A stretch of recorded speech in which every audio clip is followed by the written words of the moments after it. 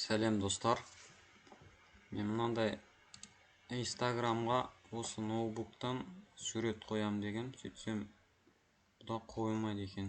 Сол нені қалай шешуге болады екен іздестіріп көрдім. Көп деген нәрсесі шектелген, бұда мына жерде плюс белгісі жоқ.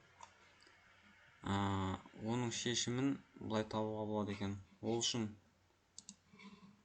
Google Chrome'нан кіреміз, өздеріміздің Инстаграмымызға.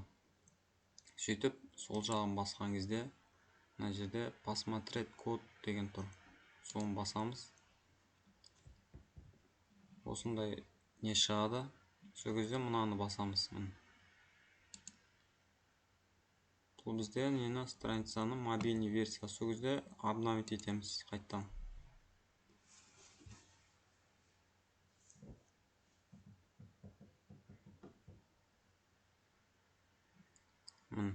Енді бізде шықты, плюс белгісі шықты, ең главный.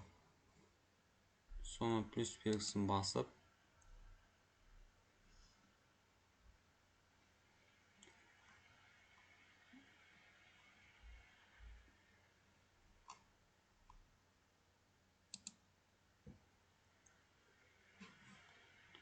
өзімізге керек суретті жүктейміз.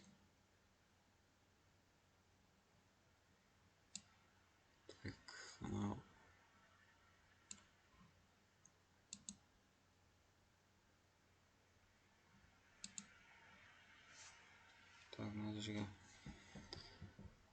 подпись.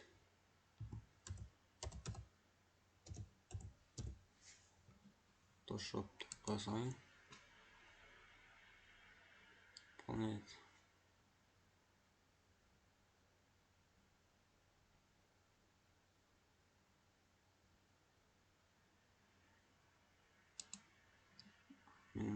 Біздің неміз уже публикациямыз шықты. Енді қайтып орнына келтіру үшін мынаны қайттан басамыз. И обновить деген басамыз.